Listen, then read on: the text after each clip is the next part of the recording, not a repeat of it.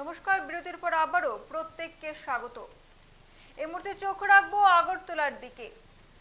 Police থাকা সত্ত্বেও শহরের বুকে বেআইনি নেশা বিরোধী অভিযানে নামতে হয় সূর্যমণিনগর মণ্ডলের নেতাদের।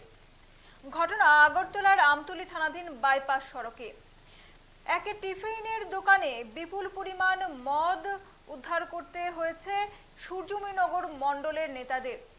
জানা যায় আমতলী বাইপাসের পাশে সেই টিফিনের দোকানে বিপুল পরিমাণ মদ উদ্ধার করেছে সূর্যমণিনগরের নেতারা এবং পরবর্তী সময়ে জানানো হয়, খবর দেওয়া হয় পুলিশে এবং ওনারা এসে সেই মদ তাদের হেফাজতে নিয়ে নেয়। কিন্তু রাজ্যে যেখানে ত্রিপুরাকে নেশামুক্ত ত্রিপুরা গড়ে তোলার কথা বলা হচ্ছে, সেখানে সেই আগরতলার বাইপাসে, আগরতলার আমতলী থানাধীন সেই আমতলী বাইপাসের পাশেই কিন্তু এক টিফিনের দোকানে বিপুল পরিমাণে বেআইনি মদ, এভাবেই বেআইনি মদ বিক্রি হচ্ছে, অথচ শীত ঘুমে ঘুমোচ্ছে পুলিশ। সেই বিষয়ে একটি প্রশ্ন থাকছে যে এত নেশা বিরোধী আইন, এত নেশা বিরোধী অভিযান করার পরেও সেই আগরতলার আমতলী থানাধীন সেই বাইপাসের পাশে কিন্তু প্রায়শই সেই দোকানে কিন্তু মদ বিক্রি হচ্ছে, মদ কেনা বেচা হচ্ছে, কিন্তু সেই সড়কের পাশ দিয়ে কিন্তু পুলিশ যাচ্ছে, কিন্তু তারা কিছুই জানে না। পরবর্তী সময় সূর্যমণিনগর মণ্ডলের নেতারা কিন্তু অভিযান চালিয়ে এবং সেই দোকান থেকে সেই মদ কিন্তু উদ্ধার করতে সক্ষম হয়। শুনব এই বিষয়ে সূর্যমণিনগর মণ্ডলের নেতাদের বক্তব্য।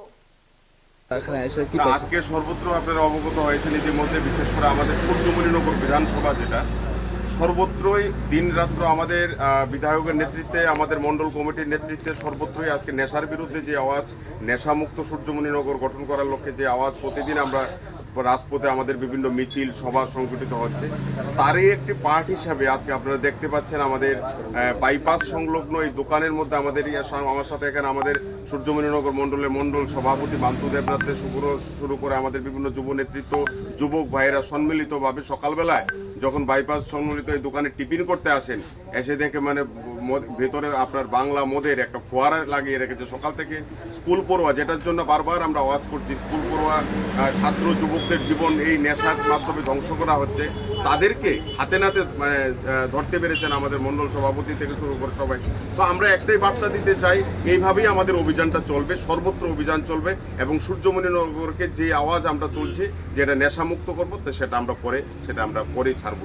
যারা এখনো বিক্রি করছে তাদের উদ্দেশ্যে আপনার বার্তা কি থাকবে? তাদের কাছে আমাদের একটা আহ্বান থাকবে, এইভাবে নিজেরাও বিপদে পরিচালিত না হোক এবং যুব সমাজকে ধ্বংস না করুক তারা। যদি তারা তারপরেও আমাদের সমস্ত সীমা অতিক্রম করে, সেই ক্ষেত্রে আমাদের বিধায়কের এটা বক্তব্য, সে যত বড় শক্তিশালী হোক না কেন নেশা বিক্রেতা, প্রয়োজনে বোল্ডোজার দিয়ে তার সেই নেশা বিক্রেতা কেন্দ্র এবং তার বাড়ি এখানে সূর্যমণিনগর থেকে তাদেরকে উৎখাত করবো আমরা।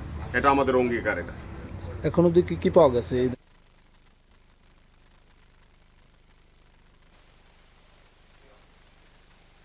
সূর্যমণিনগরকে নেশামুক্ত সূর্যমণিনগর গড়ার উদ্দেশ্যে কিন্তু মাঠে নেমেছেন সূর্যমণিনগর মণ্ডলের নেতারা। ছাত্রছাত্রীদের জীবন ধ্বংস করার থেকে বাঁচাতে, নেশা থেকে দূর করতে যুব সমাজকে কিন্তু সূর্যমণিনগরের মণ্ডলের নেতারা কিন্তু এবার মাঠে নেমেছে এবং আগরতলা আমতলী থানাধীন সেই বাইপাসের একটি টিফিনের দোকান থেকে উদ্ধার করতে সক্ষম হয় তারা বিপুল পরিমাণ বেআইনি মদ। নিয়ে নিচ্ছে একটি ছোট্ট বিরতি, ততক্ষণ পর্যন্ত সঙ্গে থাকুন।